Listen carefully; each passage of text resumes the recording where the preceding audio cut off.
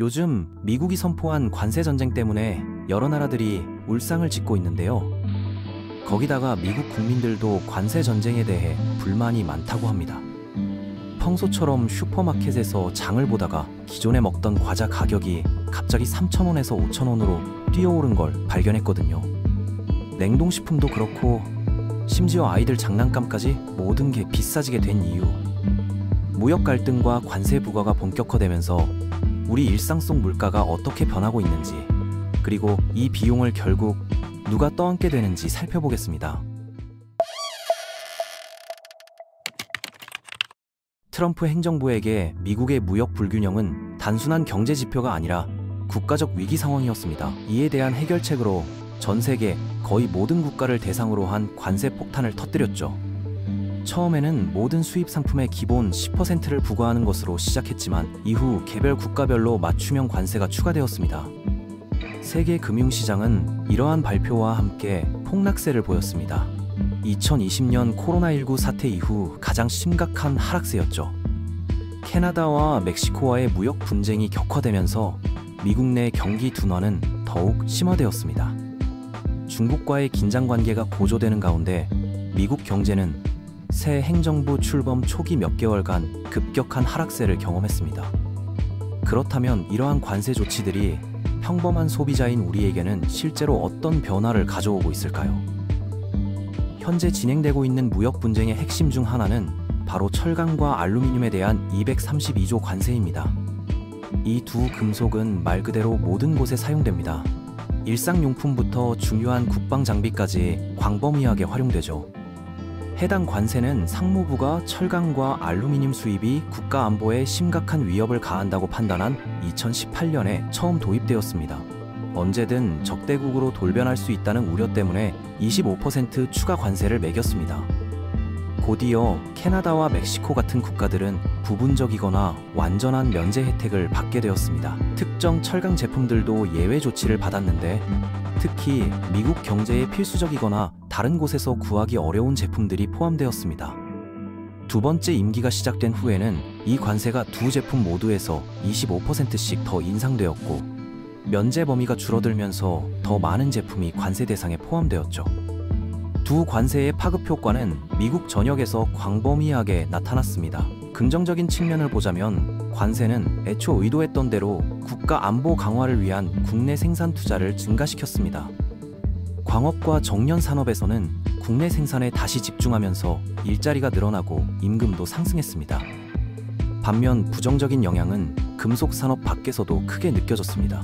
국내 철강과 알루미늄 생산이 늘어나면서 하위 산업들은 더 비싼 가격을 지불해야 했고, 이로 인해 제품 가격이 전반적으로 상승했습니다.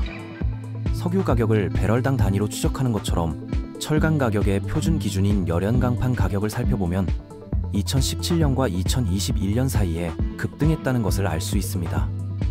가격은 톤당 약 700달러에서 1800달러 이상으로 무려 160%나 치솟았습니다.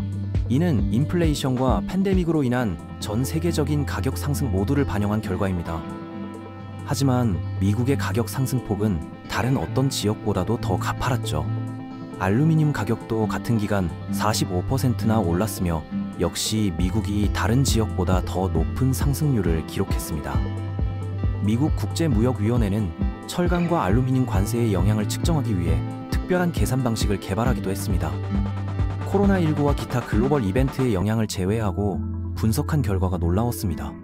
하위 산업에 대한 영향이 거의 전적으로 부정적이었으며 미국 산업계가 2018년과 2021년 사이에 평균 34억 달러의 손실을 입었다고 결론지었습니다. 가장 큰 타격을 받은 분야는 산업용 기계 제조업, 칼과 수공구 제조업, 자동차 조향장치 및 서스펜션 부품과 브레이크 시스템, 범용 기계, 농업과 광업 및 건설 장비 제조업이었습니다. 이러한 산업들의 생산 가치는 거의 3% 감소하여 2021년까지 5억 달러의 손실을 기록했죠. 개인 소비자들의 경우 미국산 자동차와 공구, 가전제품 등 모든 것의 가격이 상승했습니다. 냉난방 시스템 비용이 증가하고 공급망이 차질을 빚으면서 건설업계도 일부 영향을 받았습니다. 공급망 병목 현상으로 인한 배송 지연은 미국 산업계에 추가적인 비용 부담을 안겨주었죠. 최근 관세 인상으로 인해 미국은 앞으로 몇 년간 비슷한 상황이 전개될 것으로 전망됩니다. 가장 큰 영향을 받을 것으로 예상되는 품목들은 병조림이나 통조림 식품, 즉 캔 제품들과 탄산음료입니다. 이런 제품들의 가격이 모두 오를 것으로 예상되죠. 미국의 철강과 알루미늄 생산 업체들이 수입 비용 상승으로 어려움을 겪으면서 자동차 부품과 가전제품 가격도 상승할 전망입니다. 2025년 신규 관세는 이미 제조 비용을 끌어올리고 있는 광범위한 금속 관세에 더해집니다. 내년에 미국 자동차 가격이 적정 수준으로 오를 것으로 예상됩니다. 앞으로 집을 사려고 계획하고 있다면 금속 관세의 영향으로 주택 구입 비용도 늘어날 것입니다. 외장재부터 설비와 들보까지 모든 것이 관세 인상의 영향을 받아 건설업체의 원가가 상승하게 되죠. 하지만 주택 구매자만 위험에 처할 것으로 예상되는 건 아닙니다. 소규모 건설업체들이 가장 큰 타격을 입을 것으로 보입니다. 대형 개발회사들은 관세 비용의 일부를 감당할 수 있지만 소규모 독립 건설업체들은 일반적으로 경제적 충격을 견딜 만한 여유 자금이 없습니다. 이들은 훨씬 더 낮은 마진을 예상해야 하며 이로 인해 입찰가를 올려야 할 상황에 직면하죠. 많은 경우 대형 건설회사들에 비해 경쟁력이 떨어질 수밖에 없습니다. 2018년에 도입된 301조 관세는 중국 수입품을 직접적으로 겨냥했습니다. 하지만 미국 국제무역위원회에 따르면 그 효과는 거의 1대1이었습니다. 수입 가격이 달러당 거의 그대로 급등했으며 미국 수입 업체들이 거의 모든 비용을 부담했죠. 그 비용은 결국 소비자들에게 전가되었는데 미국 국제무역위원회는 가정용 가구와 주방 캐비닛 가격이 7.1% 상승했다고 발표했습니다. 중국 부품 가격이 오르면서 국내 제품 가격은 3-4% 상승했습니다.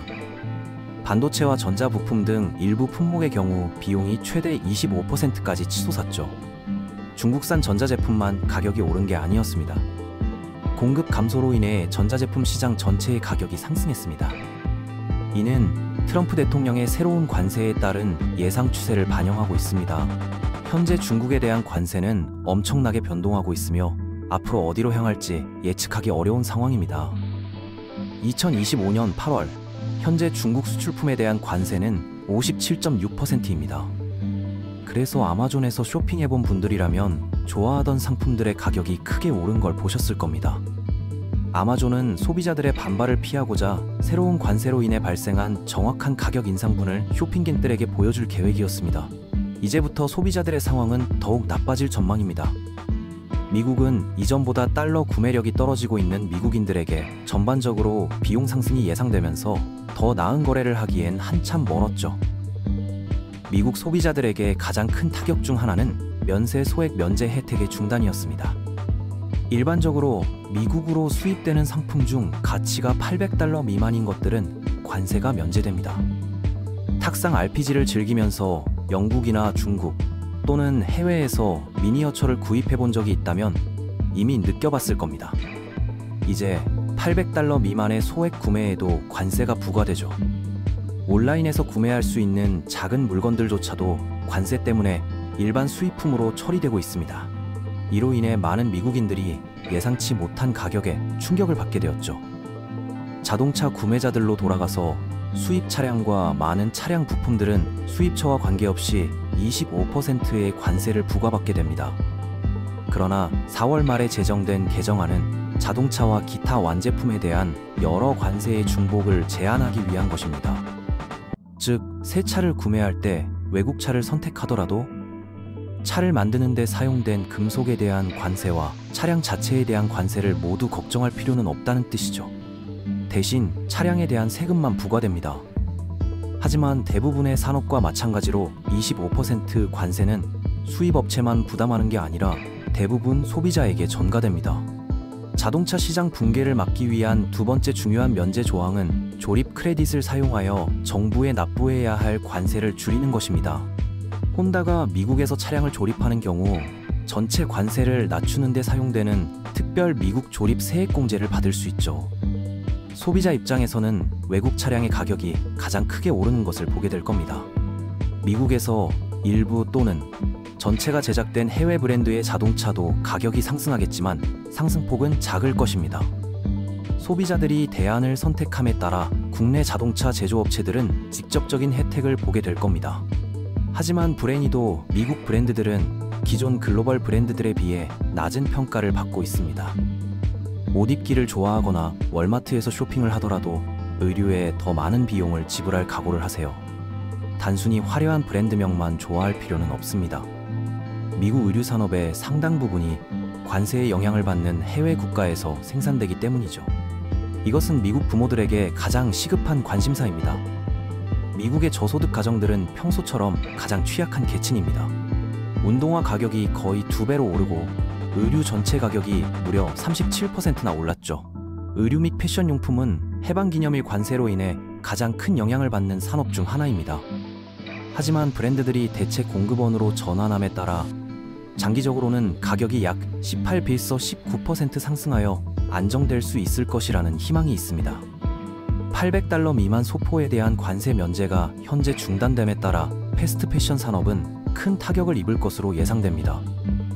하지만 일부 전문가들은 패스트 패션의 환경 영향이 매우 심각하기 때문에 오히려 긍정적인 결과를 가져올 수 있다고 주장하기도 합니다.